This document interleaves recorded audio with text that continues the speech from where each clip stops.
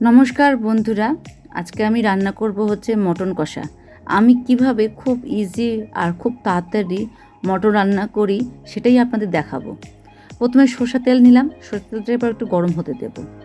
আর এই রান্না কিন্তু আমার খুব তাড়াতাড়ি হয়ে যায়, খেতেও আমার পরিবারের সবাই ভালোবাসে। আপনারাও এরকমভাবে করে দেখবেন, কেমন লাগে না লাগে আমাকে কমেন্ট করে জানাবেন।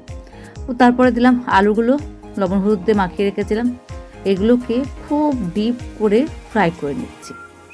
এটা যখন ভাজা হয়ে গেল তখন এই আলুগুলোকে উঠিয়ে নিলাম। তারপরে এবার সাদা জিরা, শুকনো লঙ্কা, তেজপাতা, তারপরে গোটা এলাচ এইগুলো দিয়ে দিলাম ফোড়ন হিসাবে। তারপর দিলাম কুচিয়ে রাখা পেঁয়াজগুলো। এবার হালকা আপনার ভালো করে ভাজতে দিয়ে দেবো। এবার ভাজা যখন হয়ে যাবে তার আগে আমি একটু লবণ আর হলুদ দিয়ে নিলাম। তারপর যখন ভাজা হয়ে গেল লাল লাল করে, তখন এর মধ্যে যা মশলা ছিল, আদা বাটা, রসুন বাটা, টমেটো বাটা, এগুলো দিয়ে দিলাম। আমার রান্নায় কিন্তু কোনো শুকনো লঙ্কা পড়ে না, যেটুকু কালার হয় হলুদের কালার হয় আর টমেটোর কালার হয়। তারপরে এবার আমি আপনার হচ্ছে একটু জিরের গুঁড়ো, ধনের গুঁড়ো আর একটু মিট মশলা দিয়ে অল্প একটু দিলাম, কেননা মটনে কিন্তু বেশি মশলা লাগে না।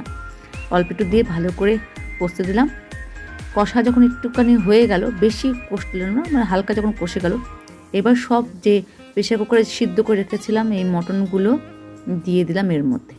এইবার ঢাকনা দিয়ে আপনার হচ্ছে আলুগুলো দিয়ে ঢাকনা দিয়ে, কেননা প্রেসার কুকারে যেহেতু 2-3টা সিটি দিয়ে নিয়েছিলাম আগের থেকে, ওই জন্য সিদ্ধ হয়েছিল।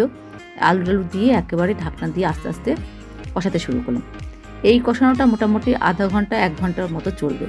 একদম স্টিম কম দিয়ে আপনার ঢাকনা দিয়ে কষতে কষতে কালারটা কিন্তু দেখবেন অনেকটা মানে চেঞ্জ হয়ে যাবে। তারপর যখন চেঞ্জ হয়ে যাবে তখন এর মধ্যে দিয়ে দিলাম একটুখানি গরম মশলা, দিয়ে আবারও কষতে দেব। আপনার ভালো করে আপনার হচ্ছে যখন ফুটবে, কালারটা দেখলেই বুঝতে পারবেন যে মটনটা হয়ে গেছে। তারপরে এরকমভাবে আপনার ফুটিয়ে নিলাম। ফুটিয়ে নামার পরে নামিয়ে নেব।